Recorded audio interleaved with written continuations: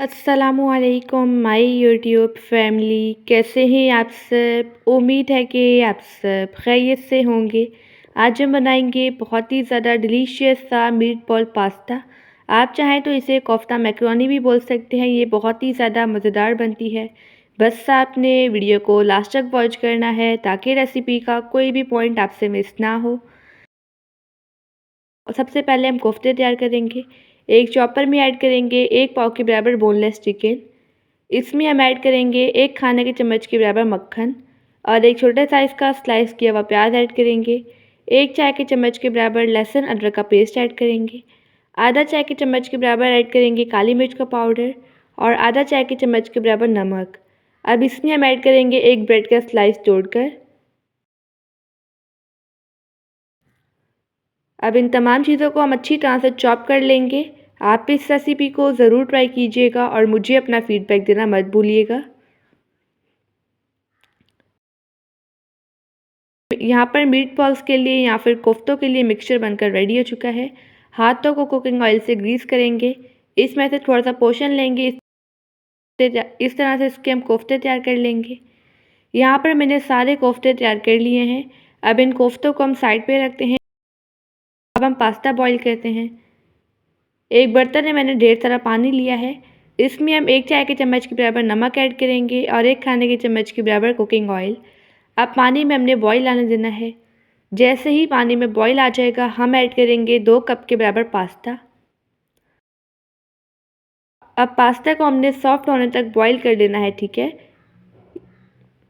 यहाँ पर मैंने पास्ता को अच्छी तरह से बॉईल कर लिया है। अब इसका पानी हम ड्रेन कर लेंगे और इस पर हम डाल देंगे ठंडा पानी, ठीक है। पास्ता को मैंने एक टोकरी में निकाल लिया था।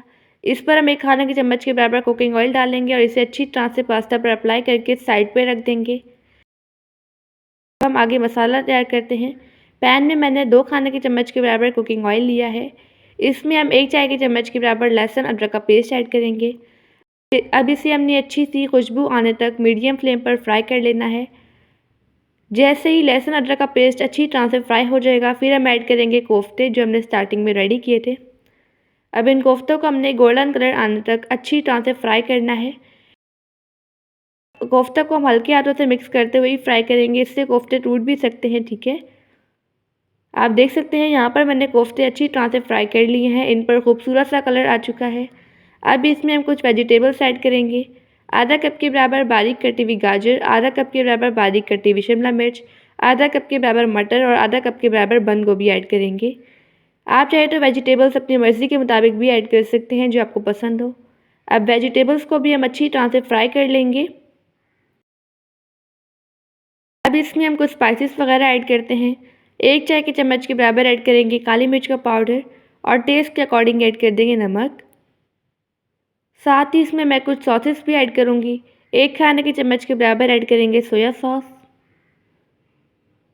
1 खाने के चम्मच के बराबर ऐड करेंगे चिली सॉस और 1 खाने के चम्मच के बराबर ऐड करेंगे वाइट विनेगर। अब इन तमाम चीज़ों को हम अच्छी तरह से मिक्स करेंगे। अब इसकी हम अच्छी तरह से पकाई कर लेंगे। अगर आपको वीडियो अच्छी लगे तो वीडियो को लाइक कर दीजिएगा और एनबी कुकिंग को सब्सक्राइब भी कर लें। मैं डेली बेसिस पे आपके लिए रेसिपीज़ लेके आती हूँ। अब इसे हम 5 से 7 मिनट के लिए कवर करके कुक करेंगे ताकि जो हमारे मीट बॉल्स हैं ये भी अच्छी तरह से कुक हो जाएँ और वेजिटेबल्स भी। यहाँ पर 7 मिनट हो चुके हैं। जो कोफ्ते हैं ये भी कुक हो चुके हैं और वेजिटेबल्स भी। अब इसमें हम ऐड करेंगे बॉईल किया हुआ पास्ता। अब पास्ते को हमने अच्छी तरह से मिक्स कर लेना है। अगर आप इस रेसिपी को फर्स्ट टाइम ट्राई करेंगे तो आपकी रेसिपी फर्स्ट टाइम में ही बिल्कुल परफेक्ट बनेगी। ये मीट बॉल पास्ता बहुत ही ज़्यादा डिलीशियस बनता है।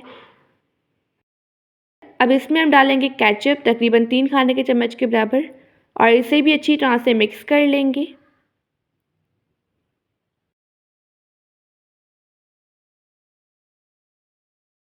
यहाँ पर हमारा मज़ेदार सा डिलीशियस सा मीट बॉल पास्ता बनकर रेडी हो चुका है।